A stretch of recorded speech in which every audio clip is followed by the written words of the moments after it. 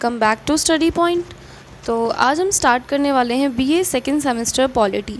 जैसे कि काफ़ी स्टूडेंट्स की रिक्वेस्ट आ रही थी मेरे पास कि इंग्लिश की जो एक हमने सीरीज़ स्टार्ट की थी जिसमें कि हमने यूनिट वाइज सारी ही टॉपिक्स को डिस्कस किया था।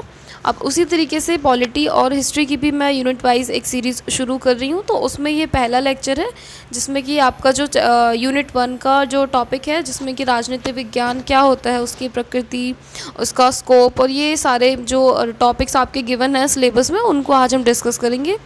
इसके बाद इसी तरीके से यूनिट 1 से लेकर 7 8 तक की सारी वीडियोस मैं अपलोड करूँगी।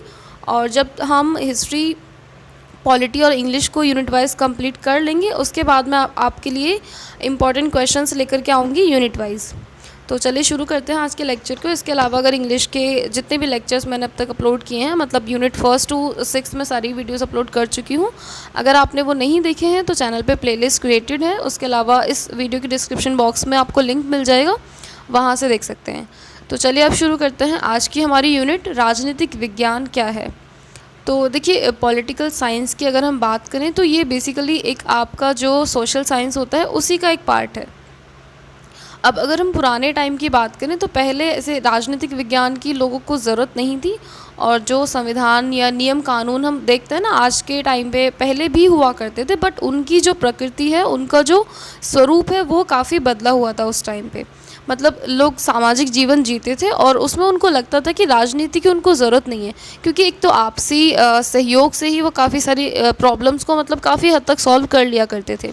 तो उनको इस तरीके का जैसा सिस्टम आज है, आपका एग्जीक्यूटिव है, जुडिशरी है, और जो सिस्टम आप आज देखते हो ना उसकी नीड उस टाइम पे नहीं थी। तो राजनीतिक विज्ञान जो है वो काफ़ी बाद में इंट्रोड्यूस हुआ है।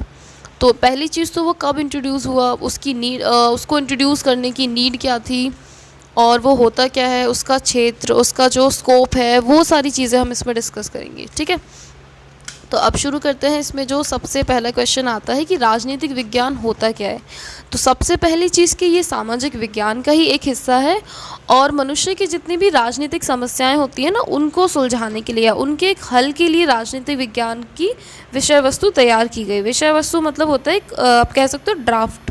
ठीक है, मतलब जब धीरे धीरे जब सोसाइटी ग्रो करती है और ऐसे सोसाइटी में ना काफ़ी सारी आप कह सकते हो कि अलग अलग टाइप से यहाँ पे मतलब अलग अलग रीज़न से जब लोग आते हैं और जब सोसाइटी में काफ़ी ज़्यादा डाइवर्सिटी हो जाती है तो एक साथ लोगों को एक दूसरे के साथ ना मैनेज करने में काफ़ी ज़्यादा प्रॉब्लम्स होती हैं। तो वो जो पहले राजतंत्र हुआ करता था तो उसमें दिक्कत क्या आती थी कि कई बार राजा जो है वो पक्षपात करता है, या जो उसके रिलेटिव्स हैं, फैमिली मेम्बर्स हैं, उनके लिए वो लॉ अलग रखता है और बाकी जो लोग हैं उनके लिए अलग। तो तब सोसाइटी में ऐसा फील किया गया कि जो राजनीतिक समस्याओं को हम आज झेल रहे हैं उनका कुछ ना कुछ सॉल्यूशन होना चाहिए। तो सबसे पहले सिर्फ एक ड्राफ्ट बनाया गया जिसमें कि कुछ टर्म्स लाई गई, जैसे स्टेट जो है पहले के टाइम पे स्टेट को ऐसे अलग अलग टर्म्स में डिफ़ाइन करते थे।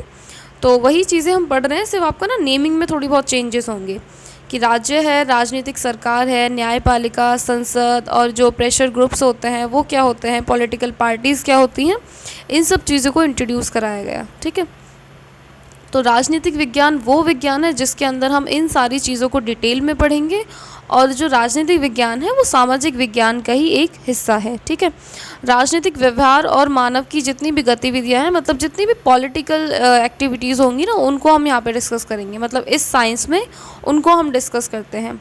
तो इतिहास, समाजशास्त्र, दर्शन, अर्थशास्त्र, बाकी जो विषय जो कि एक सोशल साइंस के ही आप कह सकते हो ब्रांचेज हैं, उसी तरीके से पॉलिटिकल साइंस भी इसी की एक ब्रांच है। तो ये होगी इसकी डेफिनेशन, एक टाइप से काफ़ी छोटी सी है। तो देखिए उसके अलावा ना मतलब सेम ही चीज़ को आपसे अलग अलग टर्म्स में पूछा जा सकता है। तो अगर आपको सिर्फ एक ओवरव्यू देना है या आप पॉलिटिकल साइंस से रिलेटेड कोई भी क्वेश्चन लिख रहे हो ना, तो ये जो स्टार्टिंग में अभी हमने पढ़ा इसको आप हर टाइप के आंसर में इंक्लूड कर सकते हो। और स्पेसिफिकली आपसे राजनीतिक विज्ञान का अर्थ और परिभाषा पूछी जाए तब अर्थ में हम क्या चीज़ लिख सकते हैं कि जो राजनीतिक विज्ञान है वो 2 शब्दों से मिलकर बन रहा है। पहली चीज़ तो राजनीति और दूसरी यहाँ पे विज्ञान। ठीक है, तो ये काफ़ी सिंपल सा है, ज़्यादा इसमें प्रॉब्लम नहीं आएगी।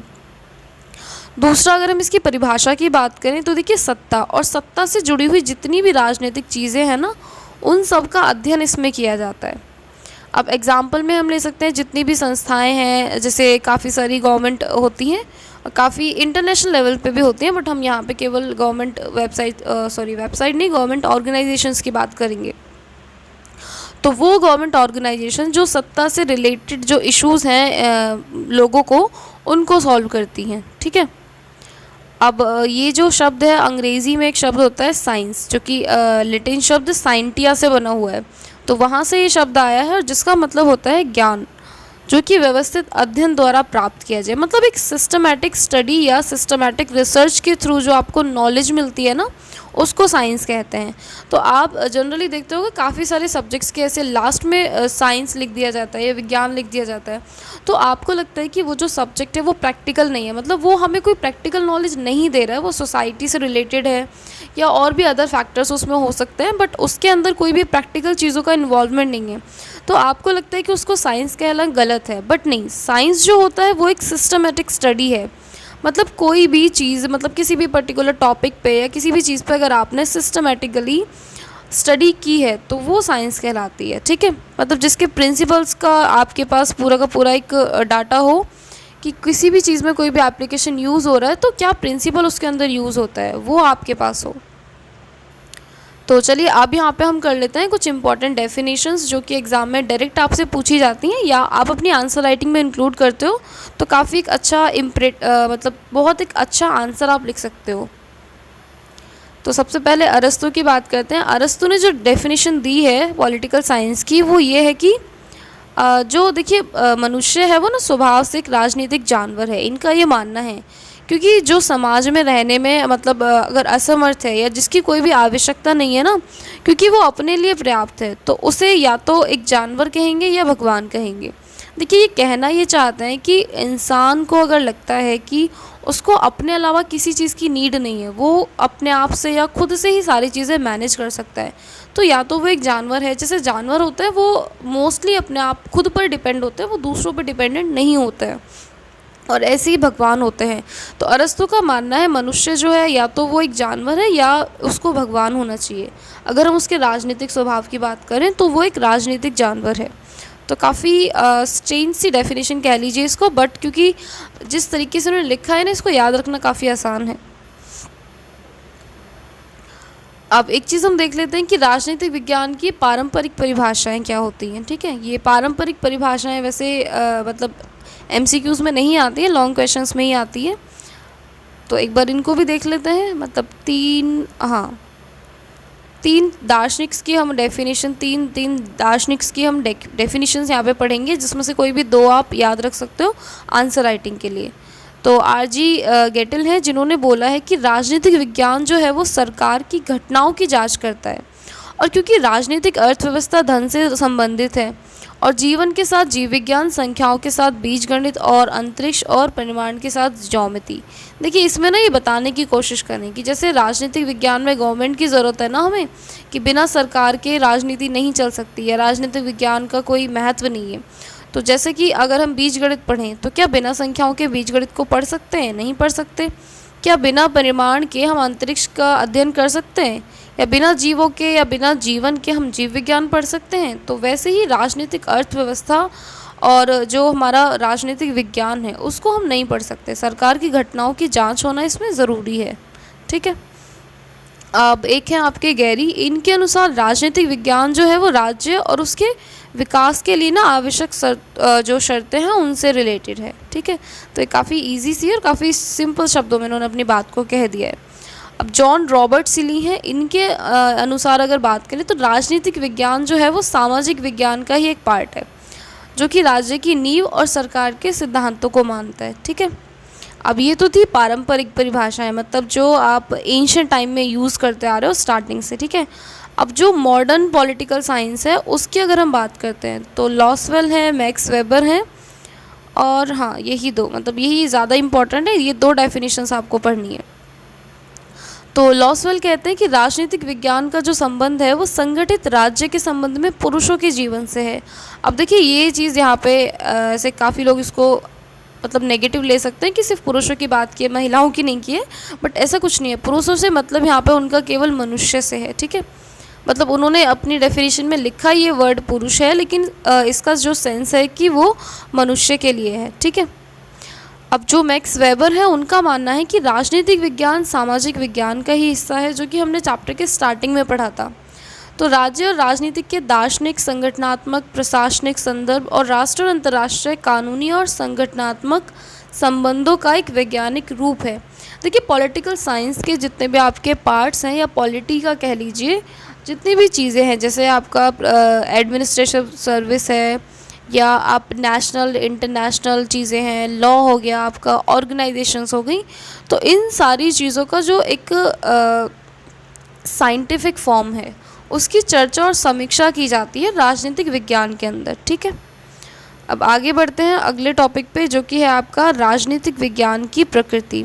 तो देखिए, ऑलरेडी वीडियो 10 मिनट्स का हो चुका है और अभी हमने सिर्फ 2 या 3 ही टॉपिक्स को डिस्कस किया है। तो देखिए, इंग्लिश में इतना ज़्यादा एक्सप्लेनेशन नहीं था, तो काफ़ी छोटी छोटी वीडियोस थी, बट पॉलिटी में होता क्या है कि दूसरा तो ये आपका थ्योरी पेपर है, तो काफ़ी डिस्क्रिप्टिव है। तो अगर हम कोशिश करें एक ही वीडियो में पूरी यूनिट को कवर करने की, तो शायद वीडियो बहुत लंबा हो जाएगा और आपको ना गैप नहीं मिल पाएगा, और स्टडी फिर ना काफ़ी मोनोटोनस हो जाएगी।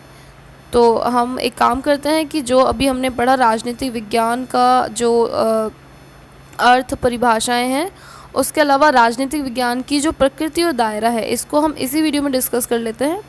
बाकी राज्य केंद्रित चर्चाएं क्या हैं और गैर राज्य केंद्रित चर्चाएं, ये हम नेक्स्ट वीडियो में कवर करेंगे। ठीक है, तो जो पॉलिटी की हम सीरीज़ शुरू कर रहे हैं, इसमें हर यूनिट को करेंगे, बट यूनिट को हम पार्ट्स में कवर करेंगे।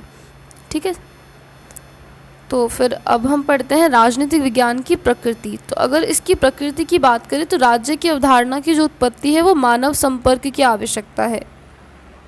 मतलब देखिए, मानव को ही ज़रूरत है, एक कॉन्सेप्ट जो कि स्टेट का आया था, तो स्टेट के कॉन्सेप्ट के बाद ना उसको लॉ, ऑर्डर और इन सारी चीज़ों की भी नीड हुई। तो मानव संपर्क की उत्पत्ति से ही ये राज्य की अवधारणा रिलेटेड है। अब राजनीतिक सिद्धांत कहता यह है कि राज्य की उत्पत्ति, विकास और इसकी जो प्रकृति, कार्य, संगठन या सहायक कंपनियां हैं, उनके बारे में ना अलग अलग विचार हैं। मतलब जैसे अगर हम फ्रीडम की बात करें, तो फ्रीडम का अगर हम कहते हैं कि हर किसी के लिए ना फ्रीडम के अलग अलग मायने होते हैं।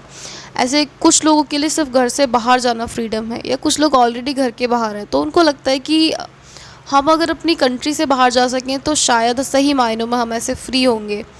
और कुछ का ये भी लगता है कि जो ऑलरेडी कंट्री से मतलब ये ना हम सिंपल शब्दों में अगर कहें, तो जो लोग गांव में रहते हैं वो हमेशा ऐसे शहर आने के सपने देखते हैं। अब जो शहर में रहते हैं उनको लगता है हम फ़ॉरेन में जाके पढ़ सकें, जो फ़ॉरेन में रहते हैं उनको लगता है कि हम इंटरनेशनल लेवल पे काम कर सकें, कि ऐसे वर्ल्ड वाइड लोग हमें जाने। तो फ्रीडम या जो अगर हम कह सकते हो सक्सेस गोल्स, ऐसे सबके अलग अलग होते हैं। तो वही चीज़ यहाँ पे है कि राजनीतिक विज्ञान की प्रकृति की बात करें, या संगठन, सहायक कंपनियाँ वगैरह की, तो अलग अलग विचार और व्याख्याएं इसमें हैं। तो कुछ को हम यहाँ पे डिस्कस करेंगे। राजनीतिक विज्ञान जो है वो एक विज्ञान की तरह ही है, क्योंकि वहाँ पे भी चीज़ें सिस्टमैटिक होती हैं, एक साइंटिफिक अप्रोच होती है। सेम आपकी पॉलिटिकल साइंस में भी होती है कि यहाँ पे आप चीज़ों को ना मिसमैच या मिक्सअप नहीं कर सकते हो, एक सिस्टमैटिक वे आपको चूज़ करना होगा।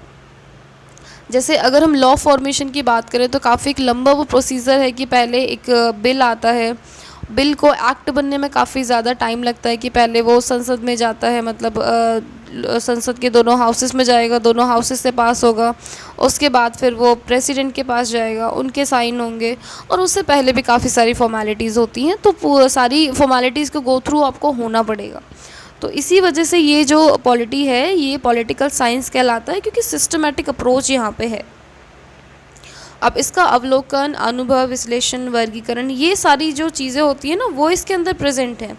जैसे कि साइंस में होती है कि हम चीज़ों को ऑब्जर्व कर सकते हैं, एक्सपीरियंस कर सकते हैं, सिंथेसिस कर सकते हैं, या फिर क्लासीफाई कर सकते हैं। तो वही सारी चीज़ें हम राजनीतिक विज्ञान के अंदर भी कर सकते हैं। ठीक है, अब इसमें इतना ही, क्योंकि हमें सिर्फ इसकी प्रकृति को जानना था। तो प्रकृति की अगर मैं सिंपल शब्दों में बात करूं, तो राजनीतिक विज्ञान की प्रकृति जो है आपकी कुछ हद तक विज्ञान से मिलती जुलती है, कुछ हद तक नहीं, मतलब ऑलमोस्ट उसी से मिलती जुलती है। बट थोड़ा बहुत इसमें चेंजेस क्या होता है कि वहाँ पे आप कह सकते हो एकदम 90% प्रैक्टिकल अप्रोच होता है, बट यहाँ पर साइंटिफिक अप्रोच है, बट ऐसे 60-40 के रेशो में। ठीक है, अब आगे देख लेते हैं इसका स्कोप। राजनीतिक विज्ञान का जो दायरा है, ये देखिए डायमेंशनल है, ये मतलब गतिशील है, ऐसे इसमें समय के अनुसार ना परिवर्तन आते रहते हैं। तो ये ऐसा नहीं है कि अगर एक बार चीज़ें बन गई हैं, फिक्स हो गई हैं, तो उनमें चेंजेस नहीं आ सकते, या फिर ऐसे उनको ही हमेशा लोगों पे थोपा जाएगा, चाहे वो जो टेक्निक्स है वो पुरानी हो चुकी है बट वो हमेशा यूज़ में रहेंगे, ऐसा नहीं है। वो डायनामिक हैं कि अगर ऐसे टाइम चेंज होता है, टाइम के साथ अगर नीड होती है चीज़ों को बदलने की, तो इनको बदला जाता रहा है और बदला जा सकता है। ये डायनामिक है, प्रोसेस है, ठीक है। और सामाजिक विज्ञान इसलिए इसका दायरा, विषय वस्तु हमेशा बदलती रहती है और 19वीं सदी तक इसकी जो चर्चा का क्षेत्र है वो राज्य केंद्रित रहा है। लेकिन अब अगर हम देखते हैं तो राज्य के अलावा ना इसमें लोगों का काफ़ी ज़्यादा इन्वॉल्वमेंट है और पॉलिटिकल लाइफ को टच करने वाले ना बाकी भी जितने भी पॉलिटिकल इश्यूज़ होते हैं वो सारे के सारे इसी में डिस्कस किए जाते हैं, ठीक है। अब राजनीतिक विज्ञान को ना दो भागों में बांटा गया है, मतलब इसके क्षेत्रों को, एक तो राज्य केंद्रित और एक गैर राज्य केंद्रित। तो राज्य केंद्रित में होता क्या है कि अंतिम अभिव्यक्ति है, लोगों का राजनीतिक जीवन राज्य के आसपास घूमता रहता है। मतलब जो लोग हैं ना वो राज्य इतना ऐसे राज्य को ना सेंटर बना रखा है, लोग उसके आसपास घूमते रहेंगे, ये कुछ इस टाइप से है, ठीक है। बाकी पॉइंट्स मैंने यहाँ पे दे रखे हैं, इसकी पीडीएफ में ऑलरेडी ग्रुप में टेलीग्राम ग्रुप में अपलोड कर सकती हूँ, वहाँ से आप डाउनलोड कर सकते हो। तो ये सारे पॉइंट्स आप पढ़ लीजिएगा, पीडीएफ से पढ़ लीजिएगा। बाकी जब मैं इसका सेकंड पार्ट अपलोड करूँगी उसमें मैं एक्सप्लेन कर दूँगी, ठीक है। तो जल्दी चलिए मिलते हैं फिर नेक्स्ट वीडियो में, इसका सेकंड पार्ट जिसमें हम यूनिट को कंप्लीट कर लेंगे, ठीक है। अभी मुझे मतलब थोड़ी सी वीडियो बनाने में प्रॉब्लम हो रही है क्योंकि गला भी काफ़ी ठीक नहीं है, बट आप लोग के एग्ज़ाम काफ़ी पास हैं तो मैं कोशिश करूँगी धीरे धीरे सारी वीडियोज़ अपलोड कर दूँ। तो चलिए अपना ध्यान रखिए, बाय बाय।